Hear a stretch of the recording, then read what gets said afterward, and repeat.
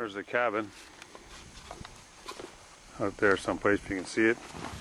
And the lake, pretty big lake, 2 miles long.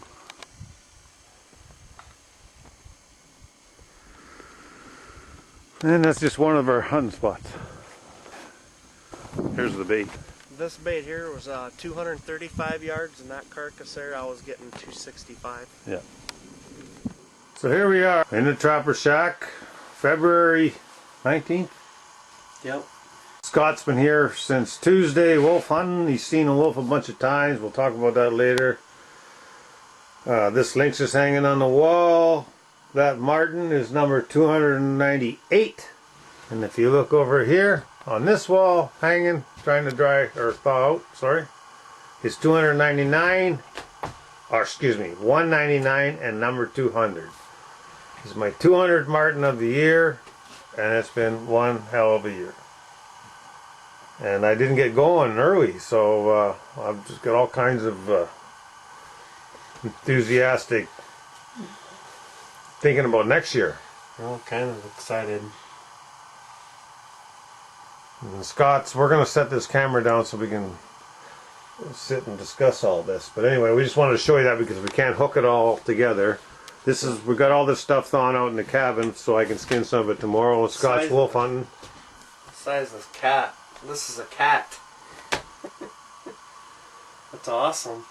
That's beautiful. That's one of the neatest things I've ever seen in my life.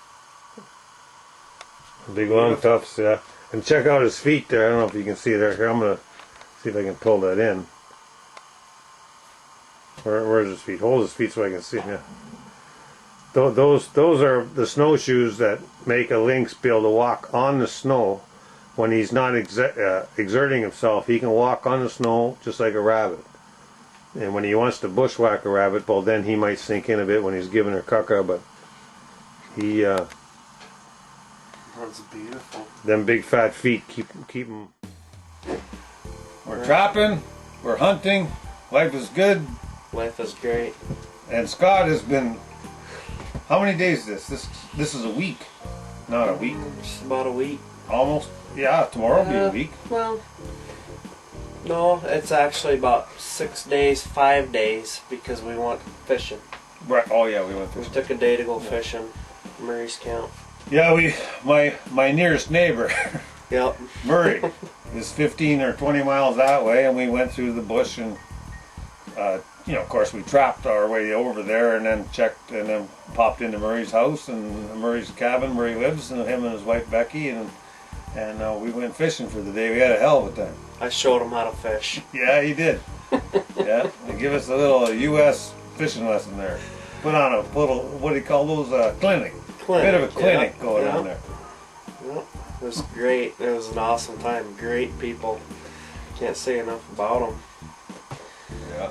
We had, what did we catch? Three lake trout. I should have caught another 3. I had right up. You had about 6 up to the hole there total, I guess. We ended up with 3, but we had lots to eat. Yep. Excellent. Anyway, now Scott's been seeing the same wolf, a big wolf that keeps hanging around here, and we're trying to kill him. He's a big male. I've seen him 5 times now. Yeah, saw him twice today, and I gotta put the move on him because he knows that I'm here. So he's not giving us a good shot at 300 yards. He seems to always be popping out a little bit. The first time that I saw him, he's at 300 yards, but he was behind the tag alders, and I wasn't gonna try to. I'm shooting a 22-250, and I wasn't gonna try to bounce that little bolt through the tag alders. And the best shot after that's been a little over 400 or right at 400, and I just yesterday, it was really windy, and I just know that I can I still got a few more days, so I'm gonna try to close the distance on him, and if he keeps crossing where he's crossing, he's doing it pretty religiously. There's only been one day that I haven't seen him, so I just want to give myself the best opportunity. I don't want to take a shot that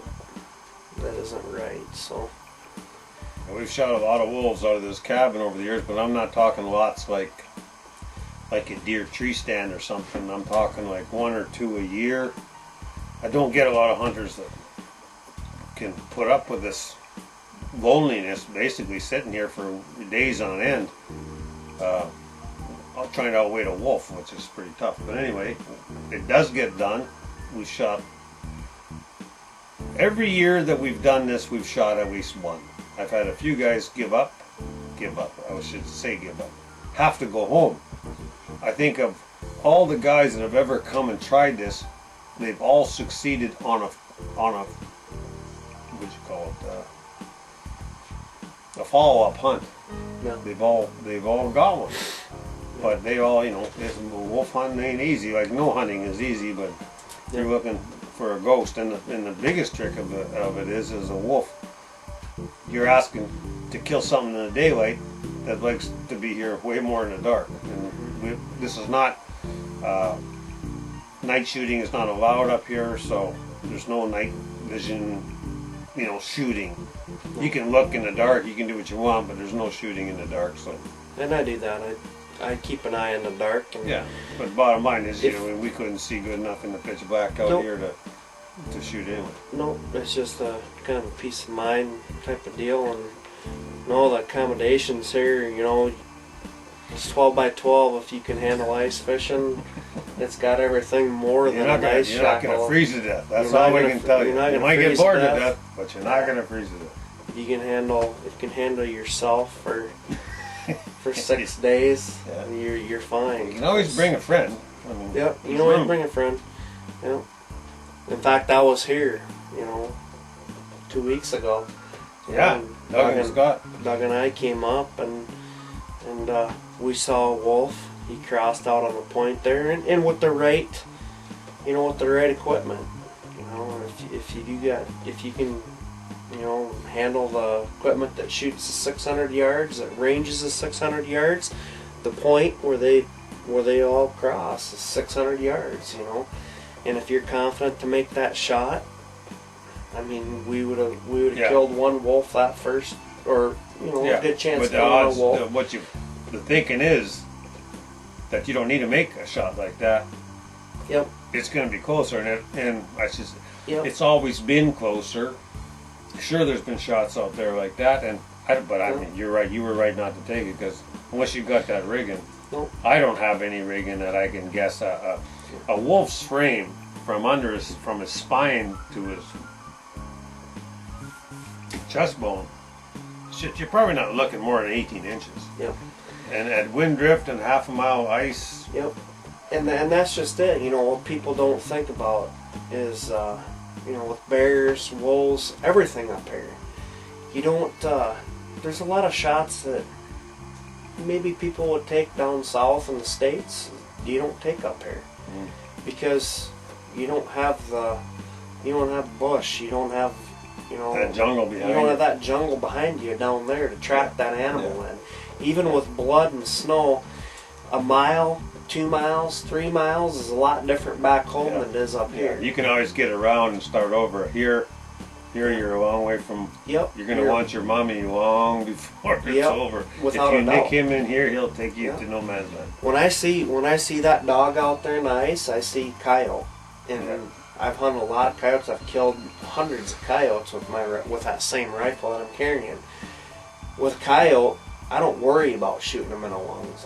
I worry about just shooting him. Just name him.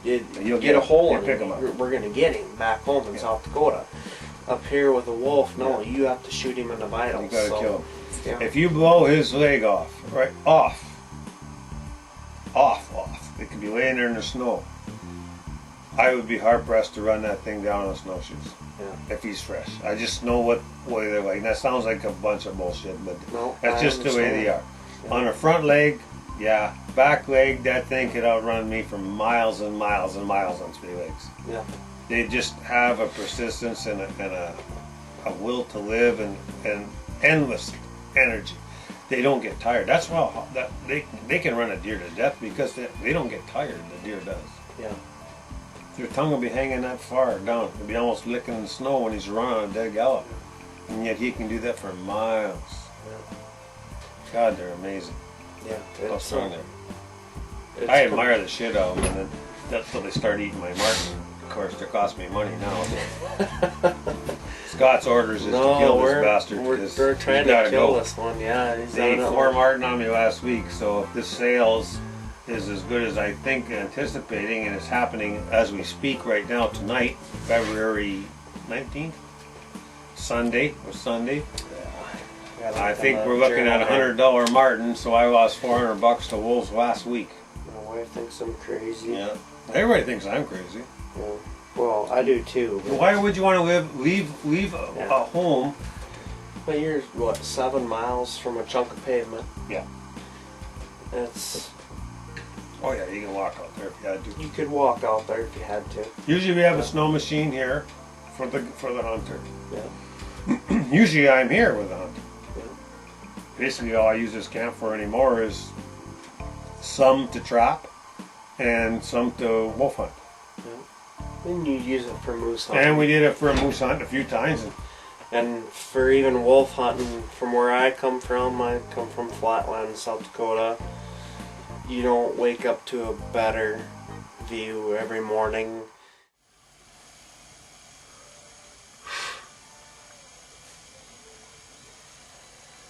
Bald eagle is just in on the bait. He's flying off.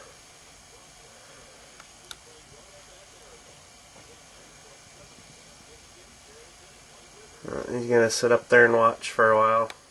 This is the south window looking out at the bait. Bald eagle was just out this window here.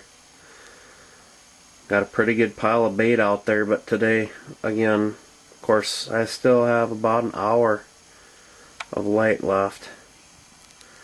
Nothing's checked it out today. Wolf's been crossing off of that point right there on the center of the screen, crossing over to the east. He could possibly be dead at this point, who knows. We're gonna sit her out a few more days just to make sure. This is the view west out the window. The end of Lake Hansen, north end of Lake Hansen. Beautiful when you wake up every morning to this. It's absolutely gorgeous. I mean, especially when you look out there and you see a wolf. Everything I do has always been hunting, trapping, logging. It's all the bush, Yeah. the guiding. Yeah. Guiding is most of it now. Guiding and trapping, and hunting. And I'm telling you, when you, it's a totally different atmosphere out here than trying to think of how to do things in town. And I know that wolf's a pain in the butt, but I have more respect for him than most humans that I know. He's a survivor. Yeah, I don't know what's wrong this wolf with has him. something wrong with him, like an injury that's making him bleed, and it's not us. I mean, we haven't shot him or anything like that. He was limping the first morning that I saw him. And now that we walked up on his tracks, we know he's bleeding, and that's why the ravens are flying around him, because they're picking at that blood and they're sensing that he's circling a drain, basically. And well, first off, like I said, they want his eyeballs. Yeah. When I saw him the first day, it was like a dog that tears because he carried all that bait in the bush, so I went to take it back because we just hauled all that bait out here. And I went back in there, and to me it was like when your dog tears his dew claw. You know, if you don't have the dew claw removed. That's what it looked like. You just in a frozen snow, that might be what it is. It had a ball of blood there every now and then. Well, yesterday, and I watched him limp back across that afternoon, and I thought it looked, well, when I saw him that first morning, I didn't see him for that long. He was behind the alders. Well, when he come back across that afternoon, I was like, something wrong with him, you know. I mean, he should be skipping right across, because we watched that wolf cross, you know, a couple weeks ago. Yeah. His dad's crossing. Yeah. Well, now, you know, still I'm thinking, well, he's just got a bum foot and he's taking it easy on it or whatever. Well, it was yesterday when I went over, I snowshoed over, because I pulled that moose head back up onto the pile. And I had to go grab another leg and everything, and I went and I looked where he came out of the alders. That's when I started thinking, this wolf was losing a lot of blood. There's the bait there again. Maybe tomorrow morning, or maybe yet tonight. Keep our fingers crossed. He left. This wolf here crossed. You can't see it, but there's 2 points over there, and I seem to like to cross right there because it's the narrowest. They don't have to cross quite so much open. She crossed that open, and there's been a wolf that we've been trying to get out here. He's lame on his, I believe his back right leg, and I just haven't been able to close the deal on him.